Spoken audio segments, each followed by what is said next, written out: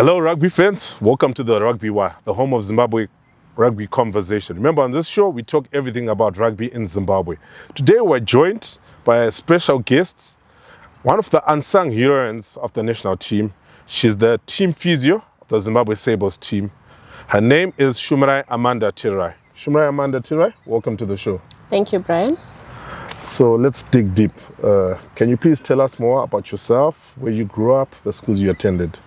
Okay. My name is Shumirai Amanda Tererai, as you introduced. I grew up in Mazoe. I'm just a girl from Mazoe, just out of Harare. I did my primary school in Marlborough Primary School. Then I did my secondary at Christian Mambo in Nyangadi. Yeah. So what inspired you to get involved in physiotherapy sports-wise? Okay, so I think in my early years, there's a movie that I watched. I can't really remember the name. It was a basketball movie. A basketball player got injured and the physio helped that player return to play. So for me, that was my first time being exposed to that kind of profession. And I really loved how this woman made an impact in this man's life. So that's where my drive to do physio came from. And yourself? Did you play any sports growing up? No, I did not play any sports. A bit of athletics, everyone in school, we are forced to run or to jump, but I never really had a sport that I played, funny enough. So no sports at all? No sports. Even in university? No sports at all. Yeah, no sports at all. So what particular moment when you finished high school made you take up physiotherapy as a career? Like I mentioned, that movie really inspired me. So when I went to university, I knew exactly what I wanted to do. I wanted to explore physiotherapy. To be honest, sport then just came by. After school, I then met a friend of mine who was playing rugby, actually here at Harare Sports Club. That's where my journey started. And they asked me to just come and assist on the physio side. And then I said, oh, okay, I can do that. And I came, and now I'm very much involved in rugby as a sport and sports physio as a profession. You mentioned about taking the role under Harare Sports Club, but do you remember the time when you were approached by the Sables and they were saying that they want you to become the team physio? Okay. So I joined Sables back in 2018. I was with Sables 2018, 2019. Then COVID happened. Family also happened around the same time. So I took a little bit of a break from rugby. Then after, when Sables then came back, and I was approached by the coach and the technical team to say, hey, can you come back on board? I was honored and I said yes, definitely. I will be happy to. So yeah. And can you take us through how you prepare for a Sables game? Most of the fans and the viewers don't really know what really happens behind the scenes. Can you just take us through what happens on a game day? Okay, on a game day.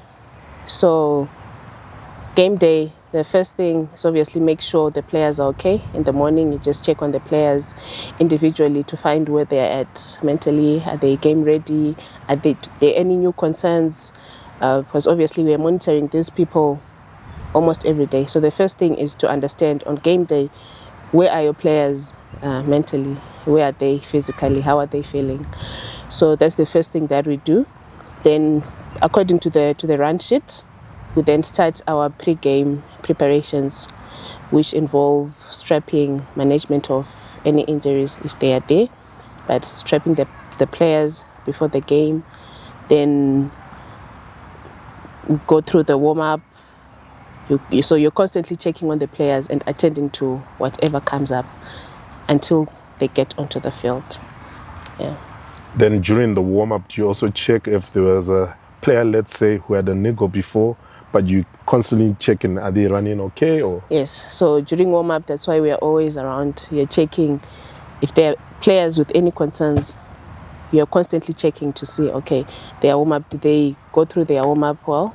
then you tick a box. Yes, they went there through their warm-up. So you're constantly watching body language. You're constantly there. If anyone has anything to say to you, you have to be close by. So that's why you always find us just moving around. So from there, then the game starts. During the game, our role is immediate care of injuries on the field. So we take care of injuries on the field. If there are any injuries, we are the first responders. We take the player off the field. We communicate to the coach right there to say, can the player move on, or we need to take them off the field. So the first thing you get there, you assess, you see, okay, is this player off or they're still on? Then you communicate to the coach to say, okay, man down, but we're good. Or man down, we need to take him off, so that they can also start the substitution process. Halftime, again, the first thing is to communicate to the coaches to say, we have A, B, C, D. They got injured in the 10th minute or they got injured in the 20th minute. You communicate the status of the players in the first 2 minutes of the halftime. Then after that, they then also make their decisions to say, okay, this player will probably give us maybe 10 minutes of the second half. Then they prepare the next player. So through the halftime, communicate to the coaches and attend to whoever needs to be attended to for those 10 minutes. Second half, again, that's most probably the hardest, because now players are tired, you're trying to encourage the players to push, but again, it's mostly immediate care. Post-game, we're responsible for recovery. The first hour is important for the recovery players in terms of hydration, in terms of ice baths, in terms of acute management of the injuries they would have acquired on the field. So that's basically game day, from morning through the game and after the game. With sports AI coming in hand, being used across a lot of sports at Sables level, is this something you now use as a physiotherapy department or not yet? Not yet. Not yet. You're part of the last 2 Africa Cups where Zimbabwe were champions. You're also an African champion, 2-time African champion. Yes. Although you're behind the scenes. Can you take us through what was the experience of the last 2 campaigns and how different it was, the first one and the second one, since the second one meant a lot with the World Cup qualifier? Okay, so the first one, we wanted to win the Africa Cup. We so wanted to come back on the map. Sables had been dormant for a long time. So the goal for everyone was just to win. And when we won, it was like, oh, okay, we can do this again. So for the second one now, as you mentioned, it was bigger. Now it was not only about winning, it was now qualifying for the World Cup.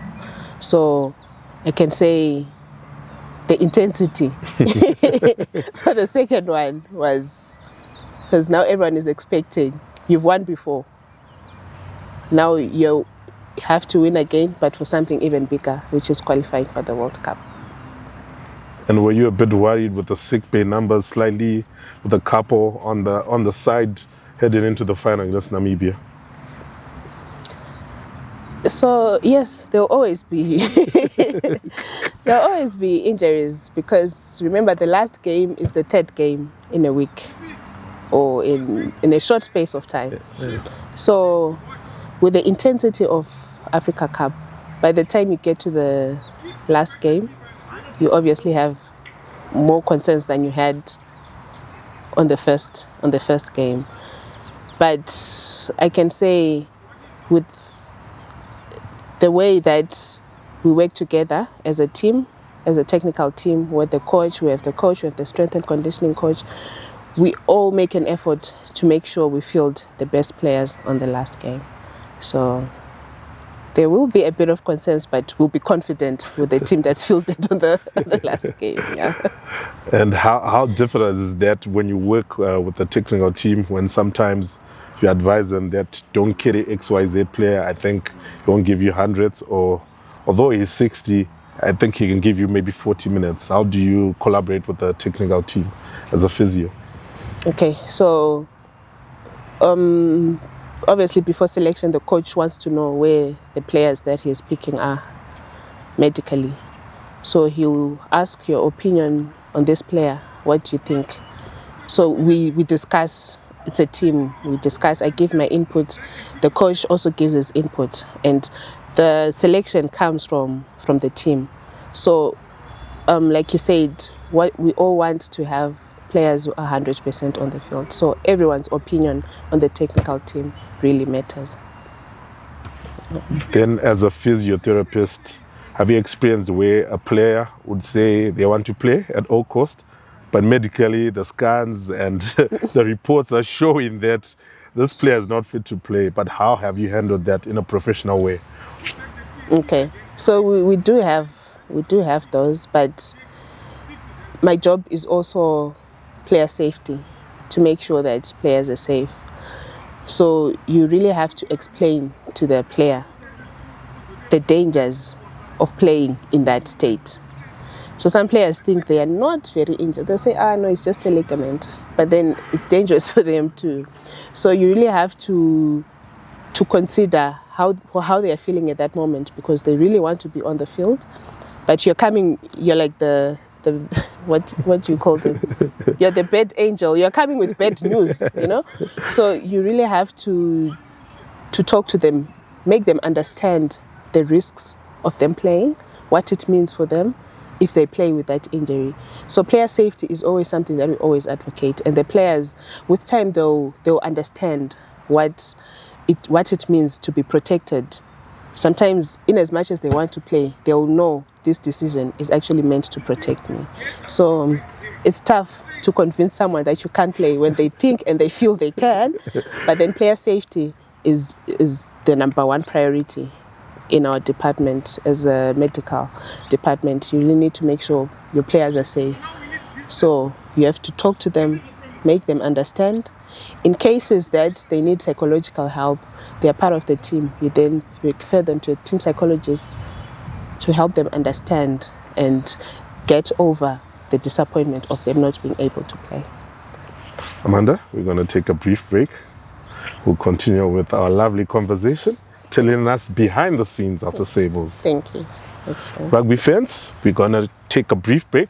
We're going to see you after these messages.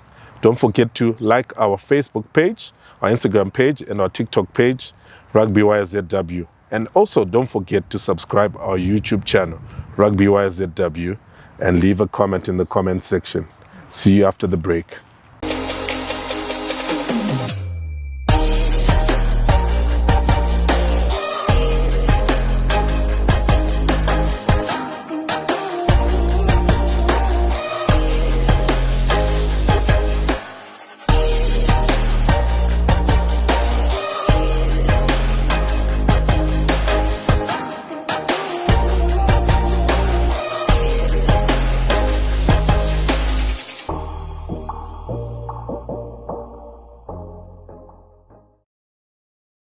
Welcome back to the Rugby War Show. We're still joined by the Sables physiotherapist, Shumirai Amanda Tererai. Shumirai, you're also into private practice. Mm-hmm. How has it been balancing that life, working for the national team as a physiotherapist and your private practice? It's been okay. It's been okay because during the day I'm in private practice. Sables normally starts around this time. So I come from work, then I go to Sables. And when I'm on tour, someone covers me when I'm not around. So it's been okay, to be honest. I've been managing quite So well. It's not been hard to juggle? No, not really. Not really. And how do you also balance dealing with a high impact sport like rugby as a physiotherapist? Like, how hard is it treating people? Because you also, in your private practice, you deal with different physios. So I think dealing with players at this level is just that grit and determination that they have to come back onto the field as much as possible, as quickly as possible, I must say. So sometimes the pressure is really high because of the environment that you're in. but you'll be dealing with someone who really knows what they want to do, when they want to do it. So that has also made the job, in as much as the pressure gets high, it's actually a bit easier compared to acute care and subacute back in the hospitals and at the clinic. Because these guys, if you say we have 6 weeks of rehab, they're really, really working hard to come back in 4 weeks. So yeah, the pressure is high because of the environment, but it's quite easy to deal with people who really know what they want to do, and they have that drive and determination to get back as early as possible. Is there a player who has thanked you along the way for quickly healing because you're working with him or her? Oh, quite a lot. Yeah, quite a number.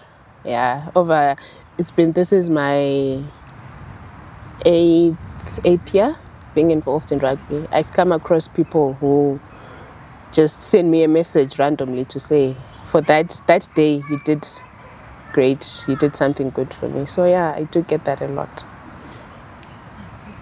Then what are some of the toughest injuries you've managed to treat on the pitch, or the scariest? The scariest?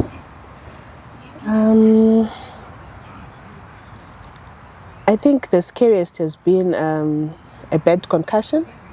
I think that was the worst for me. The concussion, when you get to the player can't even recognize you. They don't know where they are. So those are always the hardest to get. There's someone they all of a sudden they can't recognize you. So yeah, I think concussions have been concussions. And also, how have you coped working in a male-dominated sport? Sorry, can you cut? Why don't you ask me questions? Let me shoot again the question.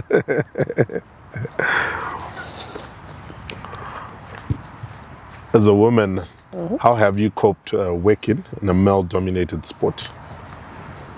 So it's hard sometimes to be in such an environment, but I'm really grateful for the environments that I work in, where I'm well taken care of. The players always make sure, the technical team always make sure I get the best accommodation. When it's time to eat, I'm always the first person to eat. So they've really taken care of me. It gets hard sometimes because you get in environments where they might not think there's a woman with the team. And sometimes it's so hard to just find a bathroom just to change, So that has been the hard part. But working with the Sables, they've really made it very easy. They've made it very comfortable for me. They take care of me. They make sure I get the best of everything whenever we travel. And whenever I'm around, I'm always taken care of.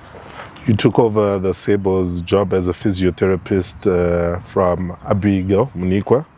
When you took over, along the ways, has he mentored you or given you any tips on how to handle the Sables or rugby-wise? Yes, she has. She's actually one of my mentors. She really taught me, because when I came into rugby, I had no idea. I had not played any sport, so she's actually one of the people who really got me to understand what it's like to work in this environment. She's taught me a lot of things. She's one of my mentors because besides working with Sables, I also worked with Sevens.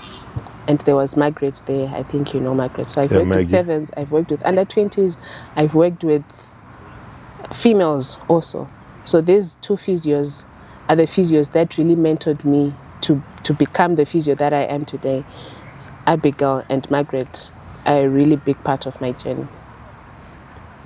You're part of that high-pressure game in Uganda, as I'm very nervous last minutes. How did you handle those minutes on the sideline as a physio, and also praying that no player goes down because they're anxious minutes? Those last few minutes were I've never felt that way before in my whole life. It was nerve-wracking. It was nerve-wracking. Besides just hoping no one goes down, we all wanted to win. We had gone for a campaign, an 18-month campaign. It was quite intense. So those last few minutes were all this time. This is what it has all come down to. So it was quite nerve-wracking, and I'm happy the cameras did not go on the on the sideline, because a lot of things were happening there. People were crying, you know. So it was nerve-wracking, but we were so excited. Personally, I cried when the whistle went. Yeah. It was tears all over. It was such a good moment for us. And moving to 2026 now, you're preparing for a big Nations Cup as the Sables. How's been the preps going? The preps have been going well. The team understands where we are going and what's required of them at a high performance level. So it's just us working together with the players, with the technical, to get to a high performance level, make the players understand what's required of them physically, mentally, skills-wise. So the preparations really have been going well, and the team we're ready for July. And what's the major difference you've picked from the last 2 years and now? Because we're now a high-performance country now. Yeah. We're now a Tier 3 country. Okay, so from my side of things, it's just now the players understanding how much taking care of themselves really takes, because at this point you really have to make an effort when it comes to recovery, when it comes to showing up when you're supposed to. So I've just noticed the mindset has shifted, even for the players, to say, okay, am I giving the best? So you will find that trainings, players are giving 100%, gym sessions 100%, game day 100%. Every game is important, every training session is important, every gym session is important. So this is a shift that I've really noticed through these months as we are preparing for the Nations Cup, that players are now very, very responsible for themselves in terms of showing up for themselves and showing up for the team. Has that made your job slightly easier? No. No, because now the stakes are higher. The stakes are higher. So the pressure, it remains the same. The pressure remains the same. So yeah, there's still work that has to be done on my side. But players are really in a good state mentally. Yeah. Right, Amanda, we're going to take another break and continue with our conversation. Thank you. That's fair. Rugby fans, we're going to take a brief break. Don't forget to like our Facebook page, our Instagram page, and our TikTok page, Rugby YZW. And also, don't forget to subscribe our YouTube channel, Rugby YZW. See you after this break.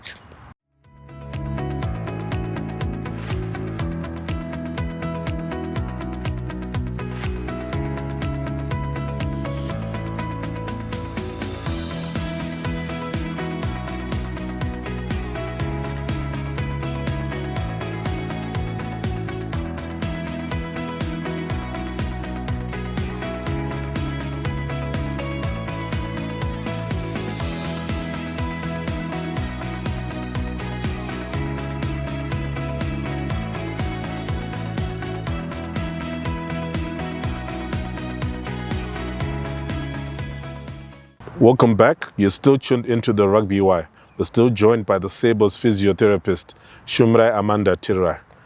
Shumirai Amanda Tererai, you've worked for the Sables. Apart from qualifying for the World Cup, which have been your most high moments working with the Sables? Besides qualifying for the World Cup, I think the tours have really exposed me to different kinds of environments that I don't get here. So those are some of the highs that I've experienced working with the Sables. Yeah. And what does recovery or rehabilitation looks like after a tough match for the Sables? Okay, so it starts immediately after the game. So mostly we encourage our players to get into an ice bath. That's the first thing. They get into an ice bath. Then within the first hour they have to hydrate as much as possible. Sleep is a very big thing when it comes to recovery. So we also encourage our players to get a good night's sleep after an intense game to stay off their feet as much as possible.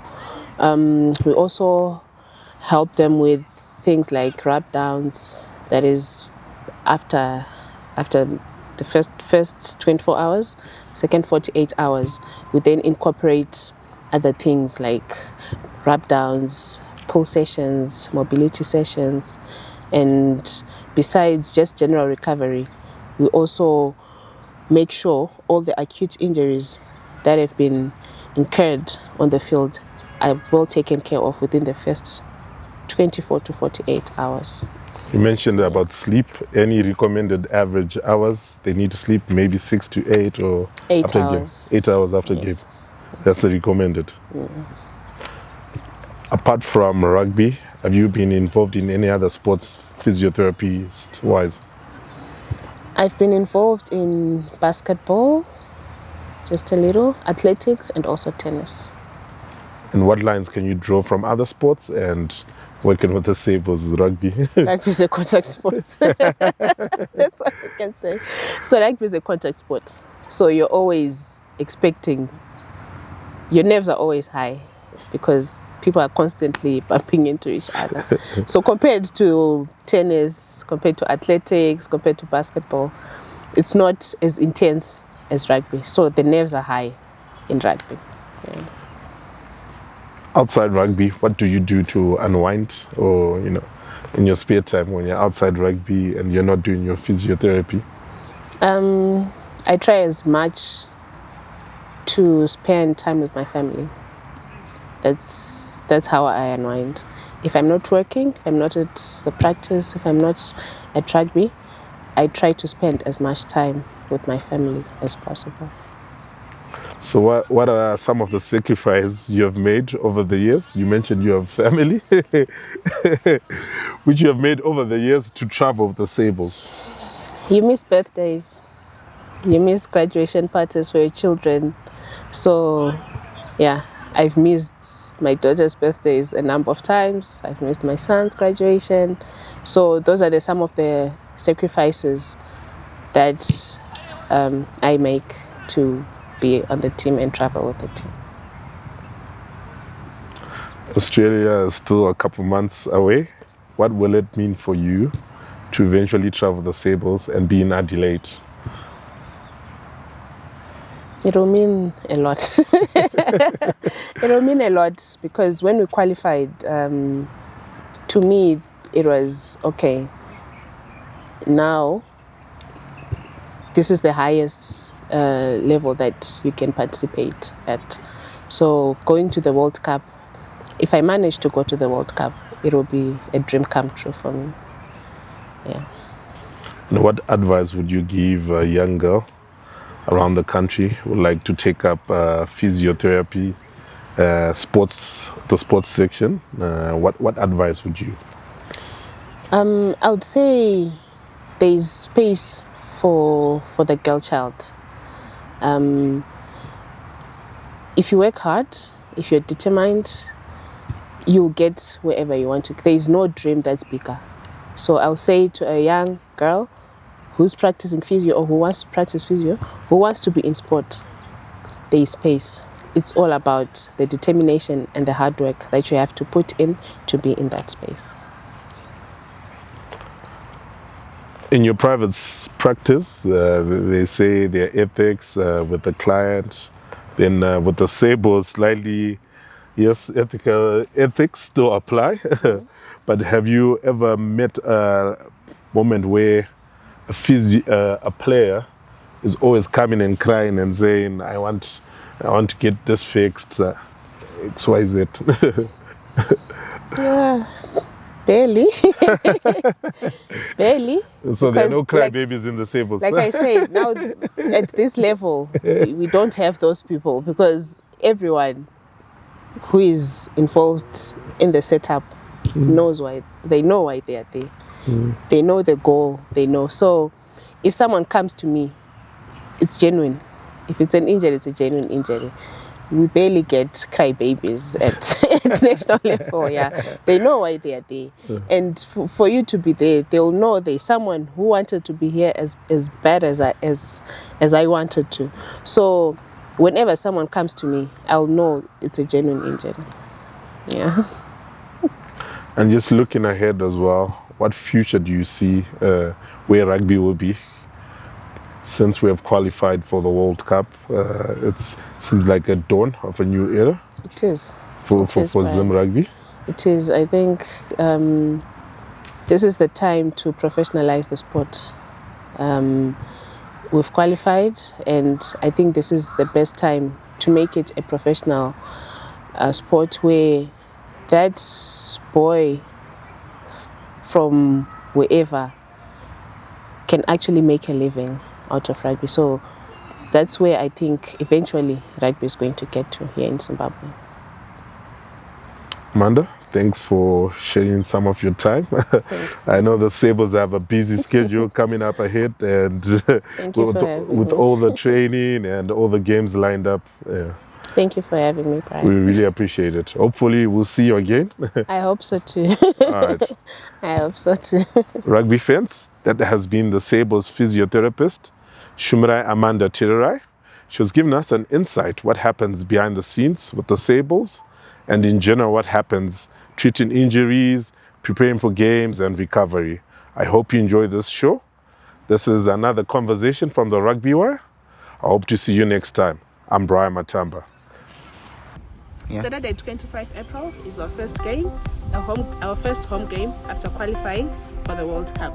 Please come in your numbers, come and support us. Come wearing your jerseys and rally behind the boys. See you there.